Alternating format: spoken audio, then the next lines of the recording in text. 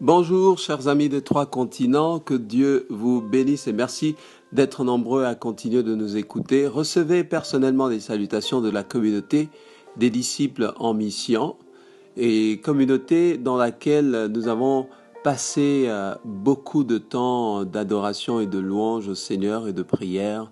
Ce dimanche, c'était encore une belle expérience après tant de temps sans se retrouver. Pour moi, c'est toujours une joie et vous le savez déjà. Prions avant de commencer. Père, nous prions que le temps que nous passons ensemble soit un temps qui honore Dieu, qui t'honore et qui te glorifie.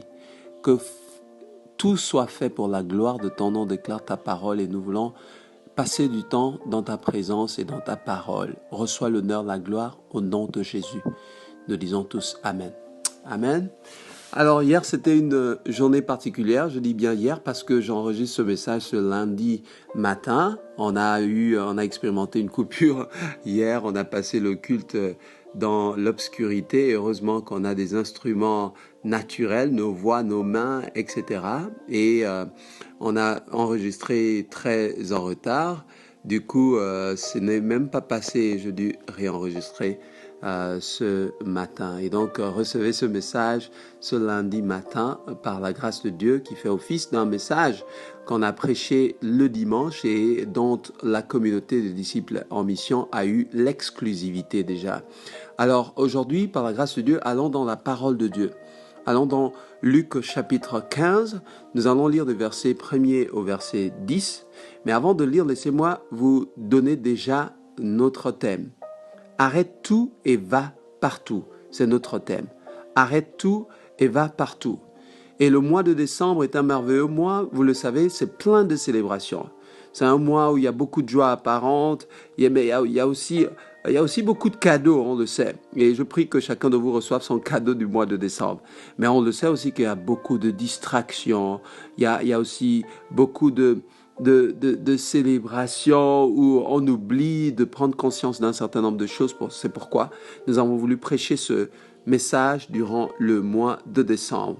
Arrête tout et va partout, c'est notre thème.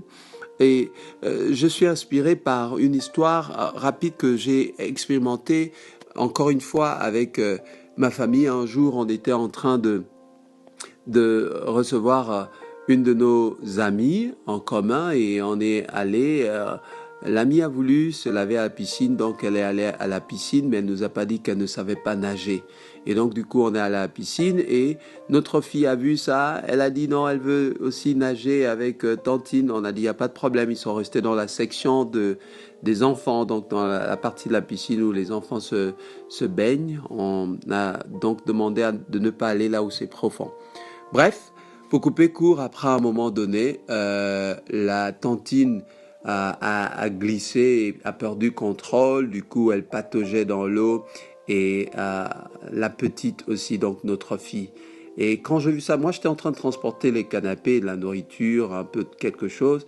Quand j'ai vu ça, j'ai tout laissé et d'un bond irréaliste, je dis bien irréaliste, et j'ai plongé dans la piscine et j'ai retiré avec beaucoup de justesse ma fille et tout est rentré dans l'ordre. Après ça, j'ai réalisé que en fait j'avais des papiers dans mes poches, passeport, j'avais le téléphone, j'avais les clés et j'ai réalisé que j'ai pas vu tout ça passer. C'était tellement rapide que l'urgence était de retirer l'enfant de l'eau parce que c'était dans la section d'enfants, donc la tante, elle allait bien, ok, mais elle avait perdu le contrôle. Bref, cette histoire m'a fait réaliser plusieurs choses. La première, c'est que si je ne sautais pas, ma fille mourrait. C'était là une urgence et on le sait déjà. La deuxième, c'est la valeur d'une vie. Et elle est tellement importante que je n'avais pas conscience de ce que j'avais dans mes poches parce que la vie était plus importante. La troisième, c'est l'amour que j'ai éprouvé en regardant mon enfant juste après cette expérience-là. J'ai éprouvé un plus grand amour. Et la quatrième, c'est la joie de la regarder, le bonheur de discuter encore avec elle juste après et me rassurer qu'elle ne soit pas dans un traumatisme, une sorte de trauma. Donc, je bénis Dieu pour cette histoire et j'ai réalisé que chaque jour, on se comporte comme ça dans la maison de Dieu où cette situation se passe tout le temps. Regardons ce qui se passe alors dans Luc chapitre 15 que vous avez déjà sur votre page. Je lis la parole de Dieu de 1 à 10. Tous les publicains, les gens de mauvaise vie, s'approchaient de Jésus pour l'entendre, et les pharisiens et les scribes murmuraient, disant, « Cet homme accueille des gens de mauvaise vie et mange avec eux. » Mais il leur dit cette parabole. « Quel homme d'entre vous, s'il a 100 brebis, et qu'il en perde une, ne laisse les 99, d'où mon thème, laisse tout, arrête tout.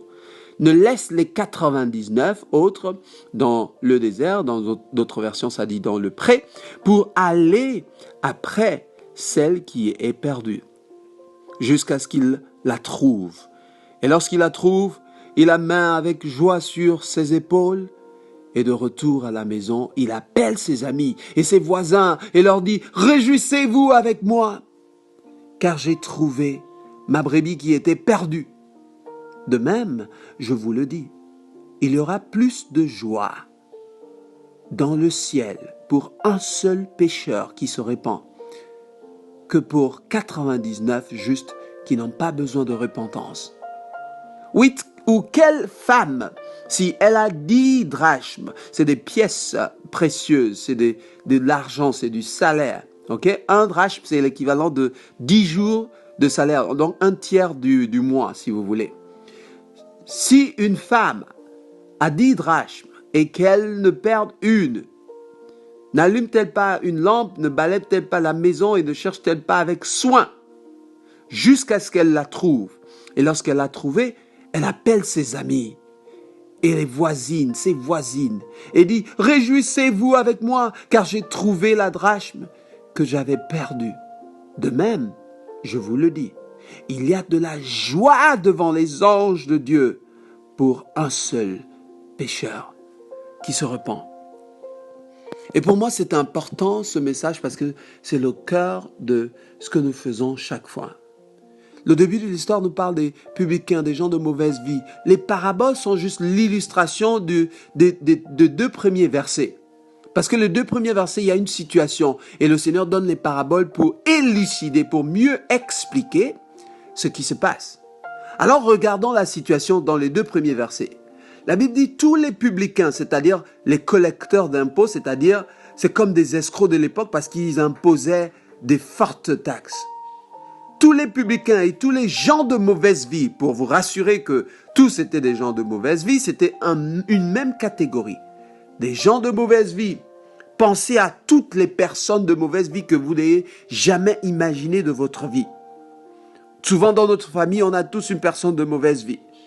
On a tous des gens qui sont réputés pour être soit des coureurs de jupons, soit des fumeurs de chanvre, soit des agresseurs, soit des criminels, soit des meurtriers, soit des braqueurs, soit des prostituées, soit des arnaqueurs, soit des corrompus, des voleurs, des ratés, comme dans nos familles on le dit souvent, ceux qui ont insulté leurs parents, ceux qui ne respectent personne, ceux qui ont abandonné leurs enfants, ceux qui ont abandonné leurs femmes, ceux qui ont abandonné leurs responsabilités, qui ont fui leurs responsabilités, les grands, les petits menteurs, tous les menteurs, les sorciers de nos familles, les politiciens voleurs et toutes les personnes que vous pouvez citer comme faisant partie d'une catégorie de mauvaise vie, et ce, selon la société. Après ça, donc ces personnes-là que j'ai citées précédemment s'approchèrent de Jésus pour l'entendre. Pourquoi ils s'approchèrent pour l'entendre? Parce que en général, si vous lisez les chapitres d'avant, le Seigneur avait la réputation d'aller vers eux. Et donc, ils se sont approchés. Et vous savez, les gens savent quand on les juge. Et vous savez, l'Église est aujourd'hui réputée pour être un tribunal qui donne des sentences d'enfer et de jugement à ceux qui sont encore vivants, qui ne sont pas morts. Et ça, ce n'est pas notre place, bien-aimés.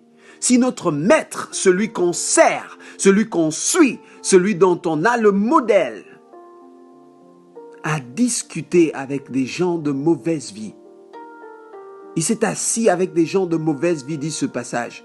Et regardez, et les pharisiens et les scribes, ça c'est ceux qui maîtrisaient les Écritures. On a tous des pharisiens et des scribes dans nos églises de nos jours. On a tous des gens qui peuvent citer les Écritures de fond en comble. On a tous des gens qui peuvent prier 4 heures de temps. On a tous des gens qui sont très spirituels dans nos familles. On a tous ces personnes. Alors eux, ils n'aiment pas le fait que les gens de mauvaise vie s'approchent du Seigneur pour l'entendre. Ce sont des gens qui barrent la route à ceux qui doivent normalement venir au Seigneur. Vous savez, le Seigneur n'est pas venu pour les gens de bonne vie. Si vous êtes un pharisien, vous vous comportez comme un scribe, vous aurez l'impression que le Seigneur n'est pas venu pour vous. Le Seigneur est venu pour sauver ceux qui étaient perdus. Et vous le remarquerez le long de ces versets. Et c'est pourquoi c'est là la situation. Ils sont venus pour l'entendre. Et les pharisiens, les scribes murmuraient. Oh, qu'est-ce qu'il fait? La Bible dit, disant, cet homme accueille des gens de mauvaise vie. Et il mange avec eux, comme quoi le Seigneur est en train de discuter avec eux, communier, partager du pain, et puis leur dit. Mais la preuve que la mission du Seigneur était réussie, c'est que ces personnes de mauvaise vie ne restaient pas dans leur mauvaise vie. Ils venaient au Christ. Vous savez, sans le Christ, toutes les personnes que j'ai citées et beaucoup d'autres qui semblent avoir des mauvaises vies ne pourront jamais sortir de leur mauvaise vie. Parce que le remède pour sortir de la mauvaise vie, c'est pas les conseils, c'est pas les clubs de soutien, c'est pas seulement des bons conseils. Oui, on a dit qu'il faut apprendre. La vie, c'est un travail, la vie, c'est ceci. Il y a des merveilleux conseils, je les aime aussi, je les utilise pour certains. Mais ce n'est pas la solution pour quelqu'un de mauvaise vie. Quelqu'un de mauvaise vie est perdu, en fait. Il ne connaît pas la personne qui peut le sortir de cette mauvaise vie-là. D'où le fait qu'il ait besoin du Seigneur. Et quand le Seigneur a constaté que ceux qui connaissent bien la parole ont empêché ou ont murmuré ou se sont fâchés parce que les gens de mauvaise vie s'approchent de lui, c'est là qu'il a donné les 2 paraboles en question. Et dans les 2 paraboles, il montre clairement que, écoutez, j'ai des gens qui n'ont pas besoin de repentance et des gens qui ont besoin de repentance. Si vous êtes dans le Seigneur, vous n'avez pas besoin de repentance en termes de changement de vie, de changement de statut spirituel. Mais si vous êtes loin du Seigneur, si vous êtes réputé pour avoir une mauvaise vie, si vous êtes réputé pour être quelqu'un qui est contre Dieu, si vous êtes ennemi de Dieu, le Seigneur n'est pas contre vous. Au contraire, le Seigneur vient pour que vous l'écoutez. Les publicains sont venus, les gens de mauvaise vie sont venus parce que le Seigneur ne les a pas repoussés. Et je disais tantôt que les gens savent comment on les juge. L'une des raisons, selon mes statistiques personnelles, selon laquelle les gens ne viennent plus à l'église, en général, quand je pose des questions, les gens répondent, moi, on me juge. Quand je viens à l'église, on me juge. Vous savez, quand quelqu'un vient à l'église ou quand quelqu'un a l'opportunité d'écouter la parole de Dieu, c'est une urgence. C'est là qu'on arrête tout. Et c'est là que je veux revenir sur mon histoire. Quand il y a urgence, quelqu'un est en train de se noyer, quelqu'un est en train de périr, on arrête tout, on saute pour le sauver. Pour moi, ce n'était pas le temps de dire à ma fille, mais qu'est-ce que tu fais là? Ne nage pas comme ça, fais ceci. Faut bien te comporter ou quoi? J'avais pas le temps de moraliser qui que ce soit. J'avais une seule opportunité en or, c'est de sauter et la sauver. Et vous savez quoi, si je mettais un peu plus de temps, elle mourrait, c'est ce que j'ai réalisé, je vous l'ai dit auparavant. Malheureusement, beaucoup d'enfants de Dieu mettent un peu plus de temps dans l'église en train de papoter, en train de discuter, en train d'être entre frères. Il n'y a pas de problème, il n'y a pas de mal à ça. Mais ce n'est pas ça notre mission première. On est au mois de décembre, durant lequel il y a beaucoup de distractions, où les gens vont s'adonner à leur vice, où les gens vont continuer ce qu'ils continuent. Ce n'est pas une surprise. Parce que tout le monde savait, les pharisiens savaient, tout le monde savait que c'est des gens de mauvaise vie. Pourquoi c'est une surprise? Ce qui est une belle surprise, c'est quand les gens de mauvaise vie viennent au Seigneur. Et si tu m'écoutes, et toi tu as la réputation d'être une personne de mauvaise vie, je veux te dire que le Seigneur ne te condamne pas, car il vient pour te sauver. D'ailleurs, toute ta vie, tu n'as pas pu te sauver. Tu as besoin d'un sauveur. Et pour que tu comprennes la mission du sauveur, sache qu'il t'aime. Personne ne t'aime comme le Christ. Voici pourquoi même ceux qui connaissent beaucoup la Bible se sont regroupés pour murmurer contre l'œuvre du Christ. Mais le Christ, lui, il est venu pour toi. Il n'est pas venu pour ceux qui connaissent beaucoup la Bible. Il est venu pour toi, mon frère, qui ne connaît même pas la Bible. Il est venu pour toi qui vis une mauvaise vie. Il est venu pour toi qui est dans ton péché et qui est confortable là-dedans. Le Christ est venu pour toi parce qu'il t'aime. Sa mission, c'est de venir pour toi. Et dans sa parabole, il a démontré. Il a sauté d'urgence. Il est allé vers eux. Vous savez, il dit, si j'ai 100 brebis, je perds une. J'irai chercher cette seule-là. Il dit que si un vrai fermier, un vrai éleveur a 100 brebis, il laisse les 99 si une est perdue et il va vers elle. Il va jusqu'à ce qu'il la retrouve. Ça veut dire quoi? Tant qu'il ne la retrouve pas, il continue de la chercher. L'église du Seigneur doit être occupée en train de chercher les perdus, en train de chercher les gens de mauvaise vie. L'église du Seigneur doit pas être occupée en train de recruter les gens qui connaissent la Bible. C'est pas notre but. Notre but, c'est de chercher ceux qui sont perdus, ceux qui sont réputés pour avoir une mauvaise vie. Car le temps est court. L'urgence est là. Arrêtons tout. Allons-y partout. Allons-y partout repêcher ces personnes. Certaines personnes n'attendent qu'un seul mot dans leur vie pour avoir une destinée transformée. Tout le monde sait qu'il vit une mauvaise vie. Vous pensez que les criminels ne savent pas qu'ils sont criminels? Ils le savent déjà. Donnez-leur quelque chose qu'ils ne savent pas. Beaucoup d'entre eux ne savent pas que le Christ les aime. Parce que beaucoup d'entre eux ont rencontré les pharisiens dans les églises, les scribes dans les églises, les gens qui connaissent bien la parole de Dieu, qui murmurent contre eux, qui rappellent ces gens-là leurs péchés, qui rappellent ces gens-là leur manière de vivre. Ils le savent déjà. Notre but, c'est de leur rappeler qu'il y a un espoir pour eux. Et c'est ce que je m'en vais dire en ce décembre. Il y a un espoir pour toi, mon frère, qui est réputé pour avoir une mauvaise vie. Toi, ma sœur, il y a un espoir pour toi qui est réputé pour avoir une mauvaise vie, qui a un label. Dans ta famille, tu es rejeté. Parce que tu as fait 3 enfants avec 3 pères. Parce que tu n'as pas d'avenir. Parce que tu n'as pas d'issue. Tout le monde t'a rejeté. Personne ne compte sur toi. Tu te bats, tu n'as même pas un travail. Chaque jour, tu passes tes journées à regarder les murs à la maison. Écoute, le Seigneur ne vient pas te donner le travail. Il vient te donner plus que ça. Il vient te sauver. Il vient te sauver parce qu'il te cherchait depuis. La Bible dit qu'il va vers cette brebis perdue jusqu'à ce qu'il la trouve. Et lorsqu'il la trouve, sachez que cette brebis perdue est fatiguée de sa vie. Elle est faible. Elle ne peut pas se sauver elle-même. Elle est sous l'esclavage du péché. C'est pourquoi la Bible dit jusqu'à ce qu'il la trouve. Et lorsqu'il la trouve, il fait quoi? Il la met avec joie sur ses épaules. Quand le Seigneur te trouve, il te met sur ses épaules, il te soulève. Il te fait reposer sur lui. Il te dit, reste tranquille, je prends ta responsabilité. Et d'ailleurs, c'est ce qu'il a fait à la croix, n'est-ce pas?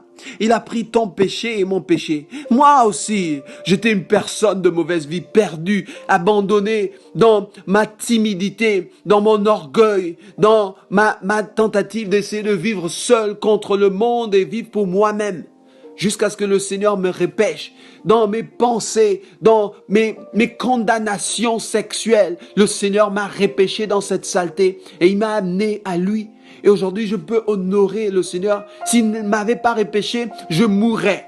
Comme l'histoire du père qui devait intervenir dans la piscine pour sauver sa fille. S'il ne le faisait pas, elle mourrait. Église de Dieu, écoutez la voix du Seigneur en ce décembre. C'est une urgence d'aller vers tous ceux qui ne connaissent pas le Seigneur, qui sont réputés pour avoir une mauvaise vie, et leur parler de la part du Christ. Parce que c'est la seule solution. C'est le seul chemin. C'est la seule vérité. Tout le reste est le mensonge. Tout le reste est la fausseté. Tout le reste n'est que vanité. Le Seigneur est la seule voie. C'est pourquoi on a besoin de l'annoncer sur tous les toits, comme si le monde s'arrêtait demain. Et c'est ce qui se passe chaque jour. Les gens ont besoin d'entendre ce message durant le mois de décembre. Le Seigneur te retrouve, il te met sur ses épaules, et il retourne à la maison et il appelle tout le monde. Il fait de ça une célébration. Pour savoir que tu es important, que le Seigneur t'aime, que tu comptes pour lui. Quand il te trouve, il fait de toi une célébration. Il te met sur ses épaules, il retourne, il appelle ses voisins, il appelle tout le monde. Il dit, réjouissez-vous avec moi, car je trouvais ma brebis qui était perdue. La même chose pour la dame qui a tout renversé dans sa maison jusqu'à ce qu'elle ne trouve sa pièce.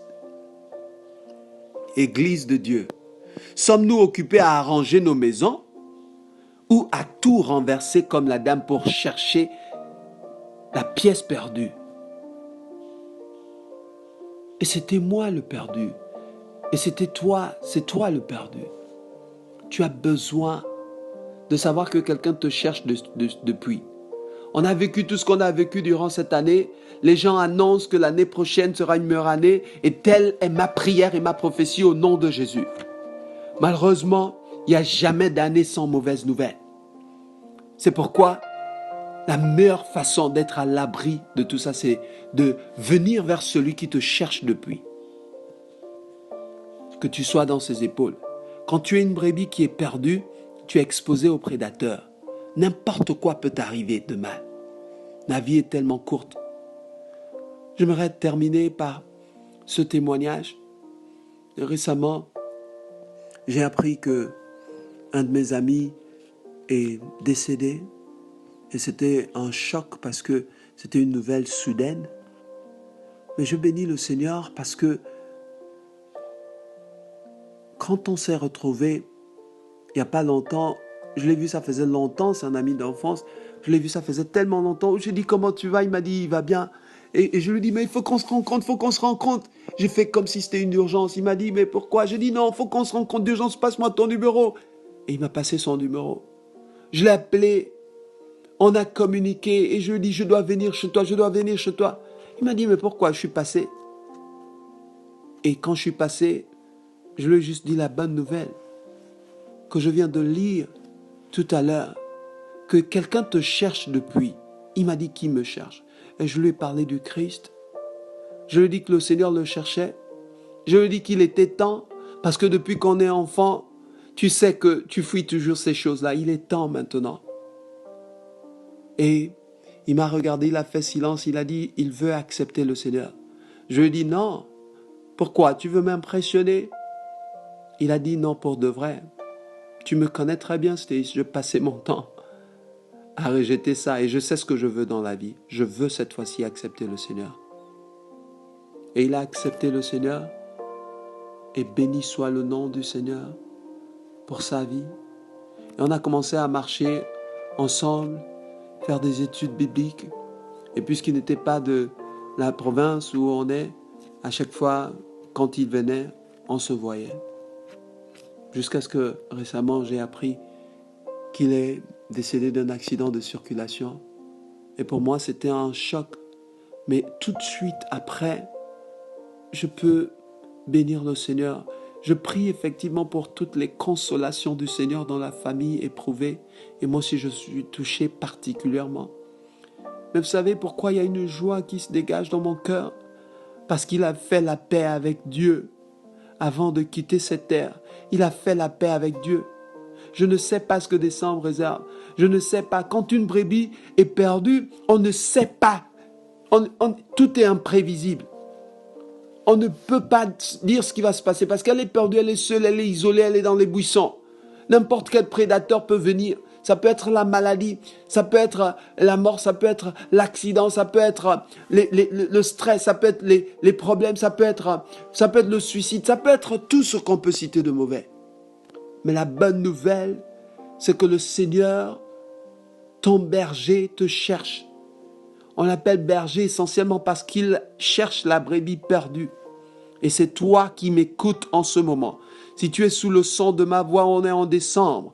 Et depuis, tu as repoussé le message de paix du Christ. Je veux te dire qu'il t'aime, qu'il te cherche et il est prêt à tout sacrifier.